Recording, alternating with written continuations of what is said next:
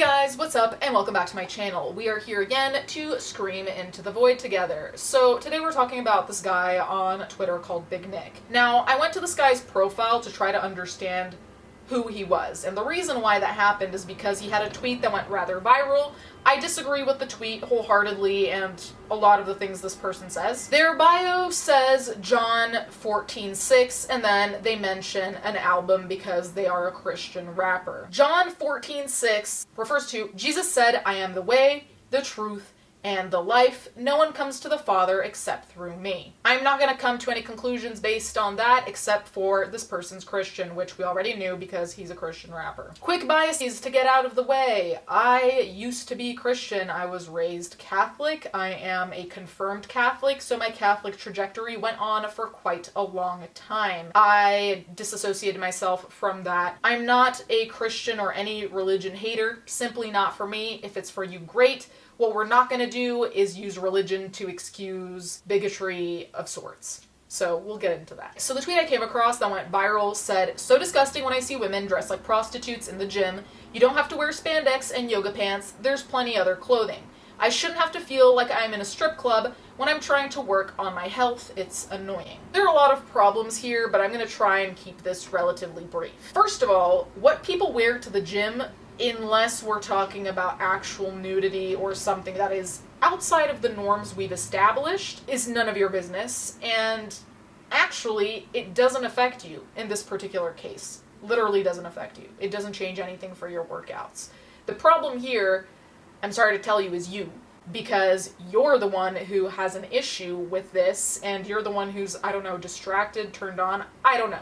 The reason why I bring up turned on is because there's a sexualization here, because there's the mention of prostitution, and there's a mention of strip clubs, right? So the sexual connotation, we can't pretend isn't there. I know it's crazy, but people wearing yoga pants to the gym has been a thing for a very long time, so I don't know why this is coming up now. But regardless, if there's a place to wear yoga pants, I'd say that the gym is one of the number one places to do that, right? Because people can do yoga at the gym. So, not that anyone has to explain their clothing choice, but I did think that was pretty funny because it's dumb. So the issue here is really just placing the blame on women generally, because the issue seems to be with this guy. Because truly, you can have a preference of what kind of clothing you want to see people in. That's not anyone else's responsibility. The preference is yours, the problem is yours. Remove yourself from the situation. I don't know if all men gyms exist. I know all women gyms exist. Get a home gym. There are plenty of solutions, but really, it's funny to me that what are people supposed to do? Come consult you, BigNik, and be like, is this okay to wear to the gym? What you should also note is that under other tweets that I'm going to show you, there's very little interaction, so I think there's a limiting of interaction that this person put on his tweets, which doesn't necessarily mean anything every time someone limits their stuff. Sometimes it's for their own protection, well-being, mental health, whatever. Here, I think it might be related to critique, realistically. Another tweet this person put out said, "I'm the modern-day Elijah, looking at all these Jezebels in the face and declaring I won't be part of their delusion. They see their response to me because their father, Satan, is terrified of people he can't mold into his ideology. We wrestle not against flesh and blood." Amidst my raging, I completely forgot to mention the fact that referring to yourself as modern-day Elijah, anyone to me who refers to themselves as a modern-day character, public figure, whatever, from the Bible or any religious book is concerning, because truly, I think that's against one of the commandments, first of all. But second of all, the level of self-importance you have to have, that you read this book that's thousands of years old and you think, oh yeah, guess what? I was born to be the reincarnation of sorts, whatever you want to call it, of this one iconic figure. Really? Really, you think God, Jesus, whoever came and was like, you know what? Let's pick BigNik on Twitter to be the modern day Elijah. Truly miss me with that shit. First of all, referring to women as Jezebels, not a fan. Bringing up Satan here, we go back to the same thing that we see before, which is why I don't like this use of religion, because the reality is, if you have an opinion, have that opinion, and if the Bible happens to back it up, go off, I guess. But here, what I see and what I think is going on, and I could be wrong, is that there's an opinion, and that opinion is formed, and then the Bible is used as a shield to block criticism of that opinion. Calling anything that's, in your opinion, negative satanic already, I think, is extremely dangerous, and it puts a dangerous precedent in place too, because realistically, what's going on is that you're villainizing something to the point where, whether it's scripture or not, it's almost like you believe it's scripture. You know what I mean? Because you're a Christian and you decided you don't like thing X, then thing X must be demonic. And it's also like, it seems to me here in this particular case that it's 0 to 100. It's not like you don't like women wearing certain types of clothing to the gym. It's not that these Jezebels are saying things that you don't like. It's satanic. In my opinion, to be healthy, there has to be some kind of middle ground of, hey, guess what? They're not satanic, they're not angels, they're just people with a differing opinion, and that's all there is to it. Amidst all the fuckery, we have moments where I see a point I can agree on. So, for example, there's this one. Men who teach things about it's okay to cheat on women are sad, beta male, demonic people. They masquerade behind their rejection and pain and teach you to inflict pain on women. You need to repent and allow Jesus Christ to heal you of your brokenness and learn faithfulness. Now, I agree with the general sentiment of cheating on people, and you decide what those boundaries are. You decide what cheating is within your own relationship. But if you cross boundaries that you've set up, you are trash. I mean, the reality is just, it's going to hurt someone, it's a fucked up thing to do, and you shouldn't cheat. All of this to me seems very obvious. Do I agree with bringing in demonic shit again? No. Because it's personality, character, choices. There are a lot of things going on with cheating that we could talk about. To turn it immediately into something demonic, to me, it removes agency from people, because it's like, hey, Joe cheated on his wife, and so he has to have a demon inside him, and it's like, well, no, Joe decided to do that. The rest I tend to agree with in terms of masquerading rejection and pain and inflicting pain on others, agree with. Again, we return to repenting and turning to Jesus, which is fine, but again, in my opinion, these discussions don't really need Jesus in them. He decides to put them, fine, but I also think there is probably something to be said about continuously using the same thing to justify or vilify every single thing, always. But that's a modality of life, not necessarily toxic, worth thinking about. This is where I don't like the narrative.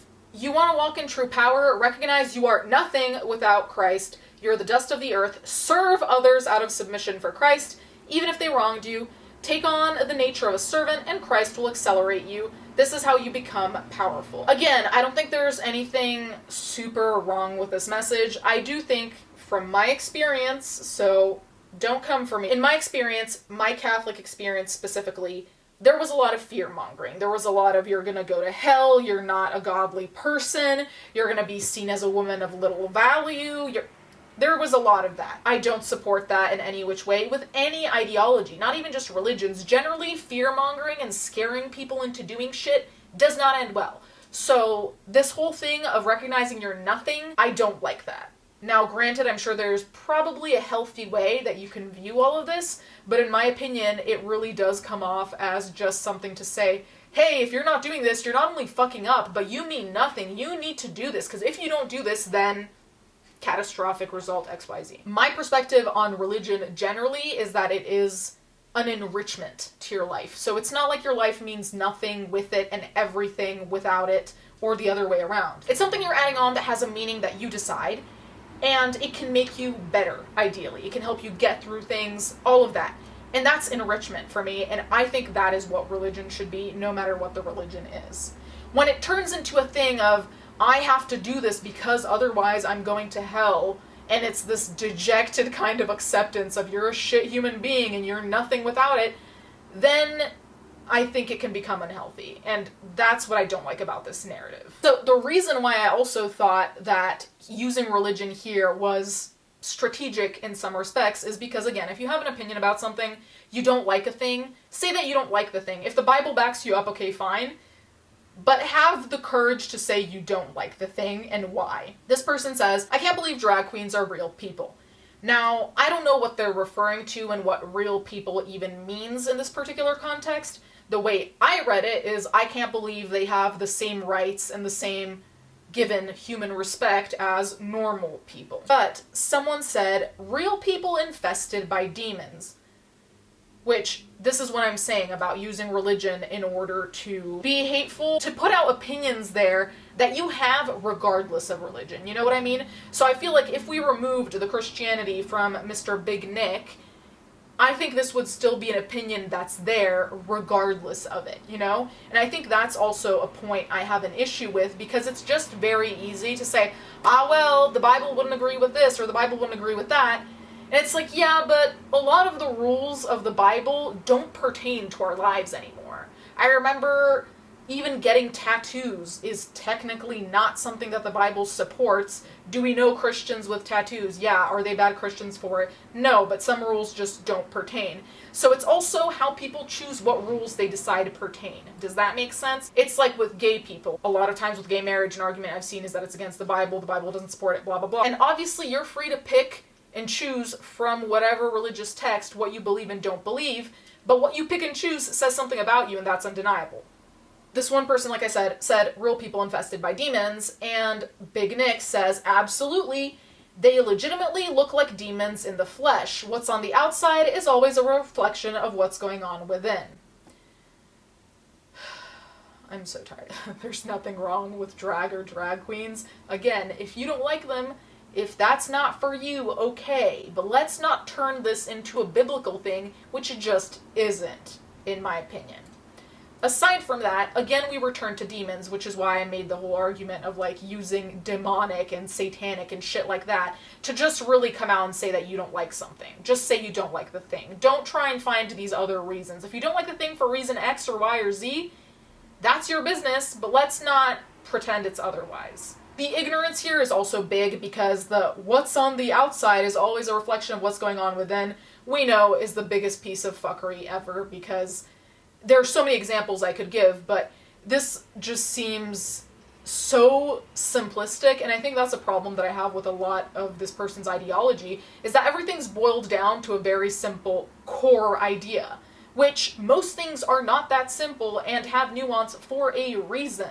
There's a reason that these are long conversations and they're complicated, sometimes heavy, because there is a lot to them. There is a lot to be said. You can't just say what's on the outside is a reflection of the inside, also because I find that particularly judgmental, in this case in a negative way as well. But what does it tell you that someone is wearing a wig and might be wearing something that goes against the gender norm? What does that tell you other than they're wearing something that goes against the gender norm and they're wearing a wig? What else do you know from their appearance? Truly nothing.